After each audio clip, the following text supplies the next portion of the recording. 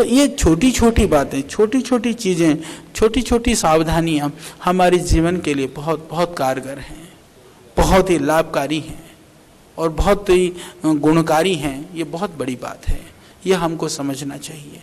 तो ये मसाले की रूप में जितनी चीज़ों को हम प्रयोग करते हैं, मैंने देखा कि आयुर्वेद के अंदर, आपकी जानकारी के लिए बता दूं, या अन्य चिकित्सा पद्धतियों पे भी जितने भी जड़ी बूटी आश्रित चिकित्सा पद्धतियां हैं, उनमें से जो प्रमुख द्रव्य हैं, जैसे आयुर्वेद के अंदर अधिकांशतः 300 तरह की जड़ी बूटियों का प्रयोग होता है।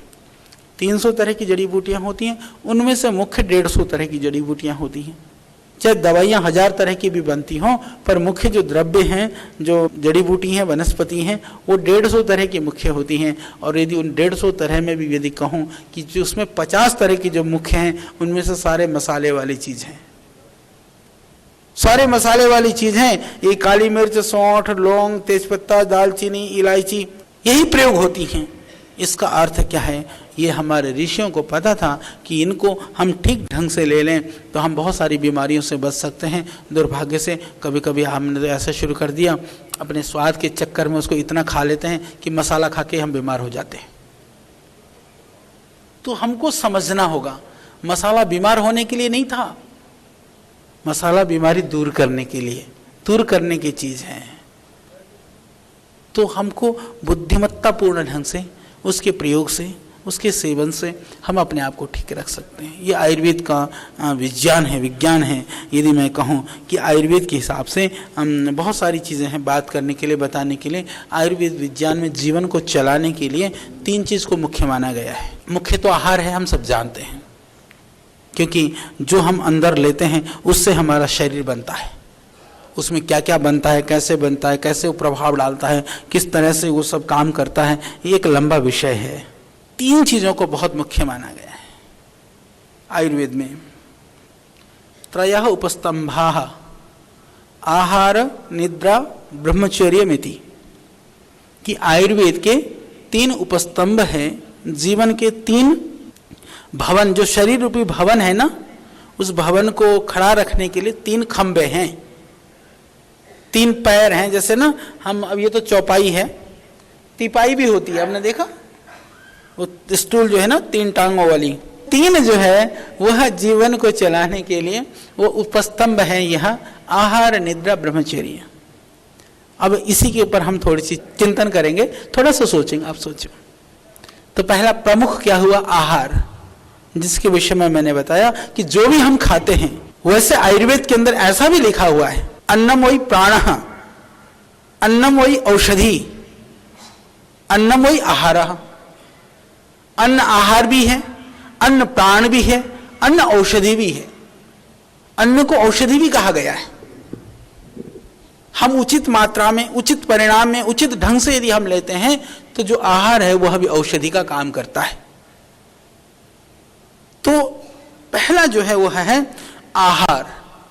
आहार के संदर्भ में आज सारी दुनिया आहार के अभाव में, उनको न्यूट्रिशंस नहीं मिल रही है, इसलिए दुनिया बीमार है, या फिर कोई ज्यादा खा करके बीमार है। 2 तबके हैं सारी धरती में, एक भूख से बीमार है और एक ज्यादा खा करके बीमार है। तो आहार की उचित मात्रा में लेने वालों की संख्या शायद कम है, जो बीच के रह जाते हैं। और इससे भी बड़ी बात यह है कि भूख से लोग कम मरते हैं, ज्यादा खाने से ज्यादा मरते हैं। और चरक ऋषि ने तो यहाँ तक, वाग्भट नाम का उनका शिष्य ने पूछा कि, उन्होंने यही पूछा, दुनिया में जो है कौन व्यक्ति स्वस्थ रहता है, दुनिया में कौन व्यक्ति स्वस्थ है, या दुनिया में कौन व्यक्ति स्वस्थ रह सकता है? ये हम सब का भी तो यही प्रश्न है। हम भी तो यही पूछना चाहते हैं। हमारे पास रोग ही आते हैं, हमसे 2 ही बात तो पूछते हैं, आचार्य जी हम ठीक कैसे रहें, ये कुछ उपाय बता दो, यह प्रश्न होता है। दूसरा, आचार्य जी ये बता दो हमको ये बीमारी क्यों हुई। हम सोच में पड़ जाते हैं। बीमारी होने के कारण को यदि दिखाएं तो निश्चित कारण नहीं गिनाया जा सकता है, क्योंकि एक ही वातावरण में रहने वाले दो लोगों की भी शारीरिक स्थितियां या रोगों की स्थितियों में बहुत भिन्नता होती है। हम इतना ही कह सकते हैं कि बीमारी कहीं से भी आ सकती है। इसके लिए कि हम अपने शरीर को ऐसा बना करके रखें, जितना इस शरीर को रोग प्रतिरोधक क्षमता को बना करके रखोगे, इतनी ही बीमारियां दूर रहेगी। नहीं तो बीमारी कहाँ से आएगी हम कभी निश्चित रूप से नहीं कह सकते हैं। परंतु हम यह तो कह सकते हैं कि हम ठीक कैसे रहें। उसके लिए आयुर्वेद में कहा कि हित भुक, मित भुक और ऋत भुक। चरक ऋषि उत्तर देते हैं कि जो हित भुक है, हित का अर्थ यहां पर है हितकारी। ये हितकारी क्या है? हितकारी वह है जो हमारे शरीर के प्रकृति के अनुकूल है, जो मेरे लिए हित करने वाला है। हमको यह भी समझना है, कोई डायबिटिक वाला है तो उसके लिए रसगुल्ला हितकारी नहीं हो सकता है। किसी को बहुत एसिड बन रही हो, इसके लिए तली भुनी चीजें, मिर्च मसाला हितकारी नहीं हो सकता है। किसी को दस्त लग रहे हों, उनके लिए दूध हितकारी नहीं हो सकता है।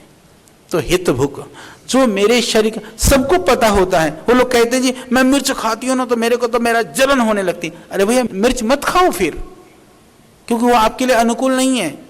और जिसको जलन ना होती इसका मतलब ये भी नहीं कि कोई बर्तन भर के मिर्च खा ले, हिसाब से खा लें, उसको बोलते हैं हितभुक। ये जो सबसे बड़ा कारण है हमारे रोगों का, हम हितभुक नहीं हैं। घर में ये परंपरा डालिए, दुनिया में ये परंपरा डालिए, जहां भी आप जाएं तो उनको कहिए कि जो तुम्हारे लिए हितकारी है, वो हितकारी किन रूपों में होता है? समय के हिसाब से, ऋतु के हिसाब से, परस्पर आहार के गुण दोष के आधार पर भी वह हितकारी और अहितकारी पदार्थ होता है। इसके लिए जो ये पुस्तक मैं लेकर के आया भी हूं, मैं चाहूंगा कि इसको बंटवा भी देंगे जितने लोग आप आए हैं। जिनके पास नहीं है तो ये आयुर्वेद सिद्धांत रहस्य, द साइंस ऑफ आयुर्वेदा, ये दोनों में, हिंदी में भी है और ये अंग्रेजी में भी है। इस किताब को मैं कम से कम ये चाहूंगा कि संपूर्ण आयुर्वेद के सिद्धांत के लिए जो भी जो है, ये एक प्रैक्टिकल अप्रोच है आयुर्वेद के संदर्भ में कि आयुर्वेद क्या है, इसमें संपूर्ण रूप से जानने के लिए ये किताब पर्याप्त है। क्योंकि मैं अभी कुछ चीजें बता सकूंगा आपको। हमने यह प्रयास किया इस पुस्तक के माध्यम से, क्योंकि बहुत सारे लोग आते हैं, आते ही सबसे पहले यह प्रश्न होता है कि आयुर्वेद क्या है जी? अच्छा, आयुर्वेद क्या है हम थोड़ी देर में कैसे समझें आपको, पर हमने प्रयास किया। परमात्मा की कृपा से यह अपनी तरह की पहली पुस्तक है। जिनको आयुर्वेद के विषय में कुछ भी पता नहीं है, वो भी आयुर्वेद को बहुत सरलता से, सुगमता से और अपने जीवन के लिए जितनी आवश्यकता हो उस हिसाब से समझ सकते हैं। सब कुछ इसके अंदर भरसक प्रयास किया गया है कि सब कुछ दिया जाए। तो मैं यही बात कह रहा था कि हितभोग, परस्पर विरोधी आहार भी क्या क्या मैंने इसमें भी दे रखा है। हालांकि किसी बहन का एक छोटा सा आया है कि विरुद्ध आहार है नमक और दूध, तो फिर वो कॉर्नफ्लेक्स में क्यों है? तो कॉर्नफ्लेक्स में, हालांकि मैं आपको बता दूं, बहुत सारे द्रव्य ऐसे हैं उनके अंदर प्राकृतिक नमक होता है। नमक बहुत थोड़ी मात्रा में है तो वो उसमें उस नमक के मात्रा के हिसाब से यदि दूसरे पदार्थ की अधिकता ज्यादा है तो वो हानिकारक नहीं होता है, कम होता है, परंतु फिर भी ना ले तो ठीक है। परंतु एक बात और सुन लीजिए, जो विरुद्ध आहार है वह कुछ तो तत्काल प्रभाव दिखाते हैं। जैसे आप खरबूजा खा करके आप पानी पी लो तो दस्त लग जाएंगे, डायरिया हो जाएगा। नहीं हो तो सौभाग्यशाली, आप कहीं ट्राई करके बोला मेरे को तो नहीं हुआ, पर होगा वो। तो इस तरह की एक सामान्य चीज है। पानी भी हम हर रोज पीते हैं, वो खरबूजा भी हर रोज खाते हैं, तरबूज भी, पर वो परस्पर विरुद्ध है। उसका जो प्रभाव है वो तत्काल दिखाई देता है। इस तरह से मैं आपको बता दूं, आज जितने लोगों के दांत खराब है, बच्चों के दांत खराब हैं, हम क्या करते हैं घरों में, पूरी दुनिया में मैं देख रहा हूं, हम भोजन तो हमको चाहिए गरम गरम, खाना गरम गरम खाएंगे, और आइसक्रीम चाहिए ठंडा ठंडा। गरम भोजन के साथ ठंडा खाएंगे तो निश्चित रूप से दांत खराब होंगे, उसको खराब होने से कोई नहीं रोक सकता। तो क्या करें? बहुत गर्म चीज मत लीजिए, ताजा लीजिए, गर्म इतना हो कि वो आराम से इतना गर्म पीना चाहिए। मुझको तो याद है, क्योंकि आजकल तो वो बोतल में दूध पिलाते हैं ना बच्चों को। पहले तो हमको याद है, मैंने देखा है गांव में पहले क्या होता था, तो उस बोतल में दूध नहीं पिलाते थे, कटोरी और चम्मच से पिलाते थे। जब कटोरी चम्मच से दूध पिलाते थे तो मेरी माताएं क्या करती थी, दूध को चेक करने के लिए एक तो चम्मच में जहां तक हाथ से त्वचा से स्पर्श हो जाए वहां तक पकड़ती थी, दूसरा मैंने देखा अपने गाल में छुआ कर देखती थी, यानी कि तुम्हारे गाल में छूने पर न जले, वो बच्चे के पीने लायक है, इतनी गर्म चीज को पिलाई जाती थी। तो हमको ये देखना है कि हम जो जिस चीज को हम आराम से छू सकते हो, दाल की कटोरी तुम्हारी अंदर उंगली डूब सकते हो, मैं नहीं कह रहा उंगली डुबाओ, उतनी आपको वो सेवन योग्य है। अब चाय, गर्म चाय यदि गिर जाए तो त्वचा जला दे, और गटागट तुम पीते हो, अंदर नहीं फूंकता होगा। अरे बाहर की स्किन तो फिर भी मोटी होती है, चमड़ी हार्ड होती है, अब वो ये तो सॉफ्ट, अंदर देखिए कितना सेंसिटिव है, जीभ भी तो बेचारे इसको तो सता रखा है सबने, और जो है उसके बाद में अंदर तो सारा सॉफ्ट सॉफ्ट है सब, फिर भी हम गटागट पी जाते हैं। फिर बाद में कहते हैं जी एसिडिटी बन रही है, कोई कहता है जी डॉक्टर कह देगा अल्सर हो गया जी, कोई और कुछ कह देगा, तो हम ऐसा काम करें ही क्यों? अजी बताओ, बहुत गर्म खाने से हमको क्या मिल रहा है? हमको तो स्वाद नहीं आता, वो आदत पड़ गई, हमने आदत पड़ी नहीं, आदत बिगाड़ ली, तो उस आदत को सुधार लीजिए। तो ये हित भूख एक बहुत बहुत बहुत बड़ा इसका एक क्षेत्र है। मित भूख, मित भूख का मतलब है कि हम जो है उचित मात्रा, मित का मतलब मात्रा, उचित का अर्थ क्या है? अब बीपी हाई हो जाएगा, डॉक्टर कहेगा जी नमक कम खाओ, पहले से नमक कम खा लो ना, हमने आदत खराब कर ली। मैंने तो देखा पीछे, क्योंकि चिकित्सा अभी भी कभी बैठ करके देखता हूँ रोगी, एक माता जी आई, एक बीमारी होती है उसमें हमारा जीभ का स्वाद चली जाती है, पता नहीं चलता है, खट्टा खाएं, मीठा खाएं, नमकीन खाएं, न मीठे का पता चलता न खट्टे का, एक बीमारी होती है। माता जी को प्रॉब्लम थी। मैंने उनसे पूछा, मैंने कहा माता जी ये बताओ आप मीठा खाती हो? बोले हाँ। मैंने कहा क्यों खाती हो, कुछ स्वाद आता है? बोले बिल्कुल भी नहीं। फिर मैं कहा नींबू? बोले हाँ नींबू भी बढ़िया निचोड़ती हूँ मैं अच्छी तरह से। मैं कहा क्यों? बोले आचार्य जी मन नहीं भरता, कुछ पता नहीं चलता मुझको खट्टे मीठे का, फिर भी मैंने डाल दिया ना तो मेरे को तृप्ति होती है कि मैंने मीठा भी डाल दिया है, मैंने नमक भी डाल दिया, मैंने खट्टा भी डाल दिया है। माता जी को तो स्वाद का पता नहीं है, इसलिए वो उन्होंने कहती है कि मन नहीं भरता। हमको स्वाद का पता है, फिर भी हमारा मन तो और भी नहीं भरता। देह को भरा रखने के लिए मन को थोड़ा खाली रखो, बस इतनी सी बात समझने की बात है, इसीलिए इसको कहा मित भूख। मित भूख में एक बात और है जो समझने की बात है, वह बात यह है सुबह, दोपहर और शाम को हमको कितना आहार लेना है। अभी लोग कहते हैं बड़े बहुत रिसर्च हो रहे हैं, एक रिसर्च अभी ये भी हुआ है, हमने सुना कि लोग कहते हैं कि हर 2 घंटे में खाओ, खाते रहते हैं दिन भर लोग, खाते रहते हैं। फिर हमने कहा अच्छा, फिर वो कहते हैं थोड़ा खाओ। अच्छा दिन भर खाओ तो मान लिया, थोड़ा खाओ होता नहीं। आयुर्वेद के हिसाब से, शास्त्रों के हिसाब से दिन में 3 बार आहार का विधान है, और एक समय पर आवश्यकता होने पर थोड़ा हल्का ले सकते हैं बीच में, तो अधिकतम 4 बार हो जाता है। प्रातः काल नाश्ता, मध्याह्न को भोजन, सायंकाल को कुछ हल्की सी चीज, रात्रि को भोजन। 3 बार पर्याप्त होता है, प्रातः, मध्याह्न और रात्रि। और इसमें भी यदि आदत पड़े डाले तो 2 बार भी ठीक है। परंतु मित भूख का अर्थ जो इसमें बड़ी बात यह है, जो समझने की बात यह है कि उचित समय पर, यह मित भूख वाला सिद्धांत हम भी उसका पालन नहीं कर पाते हैं। कारण क्या है कि अभी यहाँ आपके साथ बैठा हूँ, वहाँ जाऊँगा, वहाँ बहुत सारे लोग बैठे हुए हैं, मेरा जी करता कि जब तक इन सबको नहीं निपटाऊँ मैं रोटी नहीं खाऊँ। इस चक्कर में कई घंटे लेट हो जाता है दोपहर को। पर भरसक प्रयास करिए, क्योंकि वैसे जो प्रकृति का सिद्धांत है ना, वो राजा रंक, गरीब फकीर अमीर सबके लिए एक सा ही है। वो प्रकृति ये तो नहीं कहेगी तू वैज्य है तो तेरे को छूट है, तो भुगतना तो हमको भी पड़ेगा उसका। पर कभी कभी हमारी परिस्थितियां होती हैं, फिर भी हमको ध्यान रखना चाहिए। उसके लिए हमको सावधान होना चाहिए। तो निश्चित समय करिए, समय नियत करिए। बहुत सारे लोगों के विषय में आपने सुना होगा, वो ठीक समय पर नाश्ता इतने ही बजे, भोजन इतना ही बजे, रात्रि को इतने ही बजे ऐसे खाते हैं। यदि वो नियम यदि आप दिन में 2 बार भी बना लेते हैं ना, पूरा आपका जो सिस्टम है ना वो उसी तरह से फंक्शन करना शुरू कर देता है।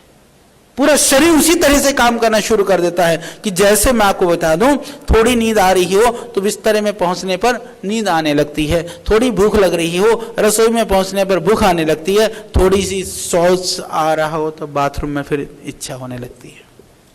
ऐसे ही शरीर का एक सिस्टम बनता है। जब सही समय पर भोजन करते हैं तो उस समय पर भूख लगने लगती है। तो ये नियम बनाए। यह है आपका मित्त भूख। तीसरा है रित भूख। लगभग सभी आयुर्वेद वाले, ये भी हमारे डॉक्टर जयदीप जी भी आयुर्वेद वाले हैं, और हमारे जो पढ़ाने वाले लोग हैं, रित भूख का अर्थ जो करते हैं ना, वो कहते हैं ऋतु अनुसार भोजन करना, रित भूख।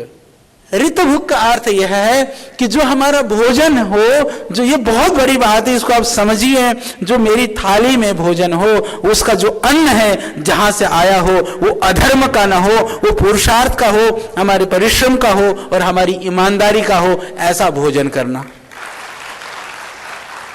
सारा जीवन का सिद्धांत इसमें आ गया। बस गड़बड़ी तो हमारी कमाई में ही तो है और कहीं नहीं है। जितना भी करप्शन है, भ्रष्टाचार है, अत्याचार है, अनाचार है, दूसरे की हक को छीनने की प्रवृत्ति है, सारा किसके लिए? कमाने के लिए है। तो सारे गलत रास्ते हैं। और जिस दिन आदमी रितभूख बनेगा, सारी समस्याएं खत्म।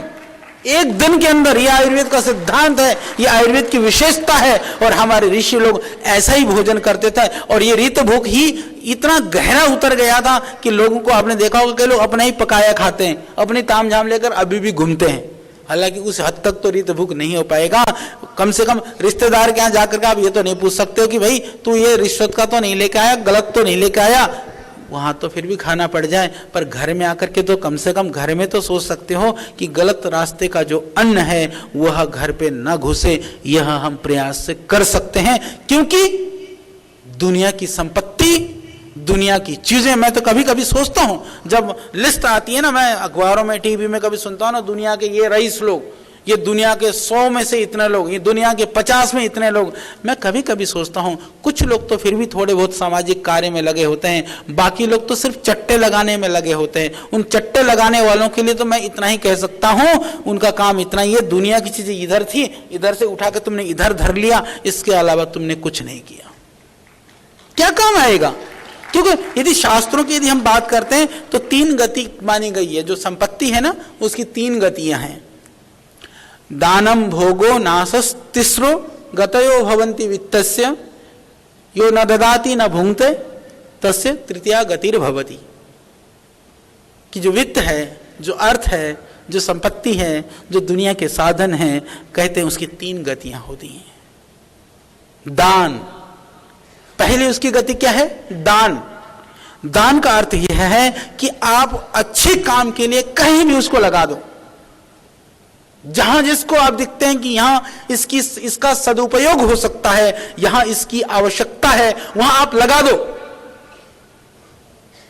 क्योंकि दान की तृप्ति सबसे बड़ी तृप्ति है। दान की तृप्ति वो सबसे बड़ी तृप्ति है।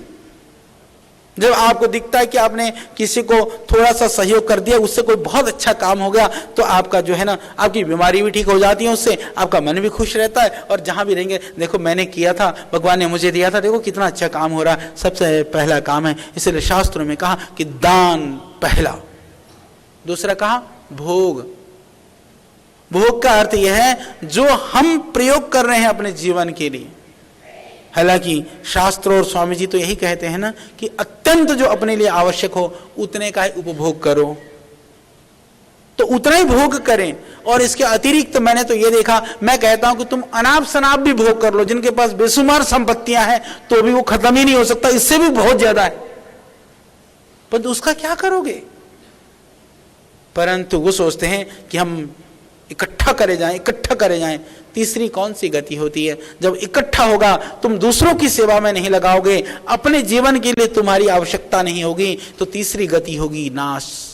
उससे कोई नहीं रोक सकता। दान, भोग और नाश, ये नाश की गति से कोई भी नहीं बचा सकता। आप सोचते हैं कि मैं अपनी पीढ़ियों के लिए संचित कर रहा हूं या कर रही हूं, यह हमारा सबसे बड़ा भ्रम है। ये हमारा भ्रम है, मन का भ्रम है। और आप जितने भी बैठे हुए हैं, आप ये बताइए कि माँ बाप की संपत्ति से कितनों का जीवन चल रहा है भाई? शायद एक का भी नहीं चल रहा है। माँ बाप ने तो परिश्रम किया होगा ना, जैसे आप अपने बच्चे के लिए सोचते हैं वैसे आपके माता पिता ने भी आपके लिए सोचा होगा। वो थोड़े गरीब होंगे तो छोटे से घर के लिए सोचा होगा, थोड़े अमीर होंगे तो थोड़े बड़े घर के लिए सोचा होगा। परंतु जो लायक हो गए उनके लिए वो छोटा पड़ गया, जो नालायक हो गए वो भी उड़ा करके जीरो कर दिया। इसलिए दोनों की उसकी जरूरत नहीं है। उसमें रहने वाले बहुत थोड़े लोग हैं, बहुत थोड़े लोग। पूरे देश में आप गणना कर करके देख लीजिए, पूरी दुनिया में गणना करके देख लीजिए। ये सत्य है, बहुत कटु सत्य है कि माता पिता की जो संपत्ति के द्वारा उसका उपभोग करने वाले लोगों की संख्या नगण्य है। क्योंकि अच्छा होगा तो बढ़ाएगा, बुरा होगा तो उसको भी खत्म करेगा। तो बढ़ाने वाला है तो भी हमको इकट्ठा करने की जरूरत नहीं है, नहीं होगा तो भी बना लेगा। खराब है तब भी छोड़ के जाने की जरूरत नहीं है, क्योंकि तुम्हारा रखा हुआ वो खत्म ही कर देगा वो। तो या तो जितना अपने लिए जरूरत है उसका भोग करो। संतति के लिए जो आपकी जिम्मेदारी है कि उसको योग्य बनाएं, उसको अपने पैरों पर खड़ा करें, उसको आप कर डालो। बाकी बच गया किसी अच्छे काम में लगा करके संतुष्ट हो करके, सारे बंधनों से मुक्त हो करके बस भगवान को जाए। तो ये ऋत भुक है। हमको शुद्धतापूर्ण ढंग से अन्न का अर्जन करके हमको उसका भक्षण करना है। ये हमारी परंपरा है, ये भोजन की परंपरा है। भोजन के विषय में कैसा भोजन होना चाहिए? हमारे यहाँ भोजन के साथ दो चीजों का बहुत महत्व है भारतवर्ष में। एक स्निग्धता, तो गांव में जाएंगे तो या तो मक्खन या तो घी मिलेगा ही मिलेगा आपको भोजन में। अलग से भी एक कटोरी में जो है ना, वो शहर में तो थोड़ा अटपटा लगता है आजकल, पर गांव में आज भी एक कटोरी में घी नहीं तो हरियाणा वगैरह में जाएंगे, राजस्थान में तो घी के साथ बूरा डाल करके घी बूरा आपको अलग से मिलेगा। और दूसरा मधुर, कुछ ना हो तो गुड़ की डली ही सही था। तो भोजन में स्निग्धता हो, यह बहुत जरूरी है। भोजन में जो लोग कहते हैं मोटापा बढ़ेगा, कोलेस्ट्रॉल बढ़ेगा, मैं एक बात कहता हूँ, हम मोटापा या कोलेस्ट्रॉल ये भोजन से नहीं बढ़ता है। भोजन की हजम करने की शक्ति हमारी खत्म हो जाती है, तब ये सब चीजें विकृतियां आती हैं। तो खा करके मोटे होने से मत डरो, इतना आहार लो, उचित आहार लेते हुए उसको हजम करने के लिए आप उपाय करो, यह ज़्यादा जरूरी है। मैंने देखा डाइटिंग करते बहुत सारी पुरुष तो फिर भी कम डाइटिंग करते हैं, माता बहनें तो कभी तो ऐसी डाइटिंग करती हैं कि चक्कर आकर के गिरे पड़े रहते हैं। हमारा अंदर का सिस्टम यदि खराब हो गया एक बार, वो कभी ठीक नहीं हो सकता। डाइटिंग करने में जितना आप कष्ट उठाते हैं, जितना आप समय गवाते हैं, उससे थोड़े समय में आप व्यायाम, आसन, प्राणायाम कर करके अपने सिस्टम को ठीक कर सकते हैं। तो भोजन में स्निग्धता हो, भोजन के अंदर में मधुरता हो और भोजन सुंदर भी हो, देखने में भी ठीक लगे। थाली में डली हुई बहुत अन्न शन्न से, बहुत आजकल तो पता नहीं क्या क्या खाते हैं। मैंने देखा कि बस क्या कहूँ, आप लोग सब जानते हैं। और भोजन ताज़ा भी होना चाहिए। ये जो ब्रेड वाली जो कॉन्सेप्ट है ना, ये सारी चीज़ें इस तरह की जो फास्ट फूड वाला जो कॉन्सेप्ट है, वो हमारी संस्कृति की परंपरा का अंग नहीं था, क्योंकि उसके अंदर बहुत तरह की बीमारी होने की संभावना होती है। सारे साइंटिस्ट और सारे डॉक्टर्स इस बात को बार बार कहते हैं। वहाँ उनकी मजबूरी थी, वहाँ आहार की इतनी विविधता नहीं थी, इसलिए सेम तरह की चीज़ें या पकाने के लिए सुविधाएं नहीं थी। तो बासी भोजन ये खाने की परंपरा वह भारतीय संस्कृति की परंपरा नहीं है। दुर्भाग्य से हमारे बच्चे भी आज उस तरह के भोजन पर जाते हैं, क्योंकि हम अपने भोजन की वैज्ञानिकता को उनको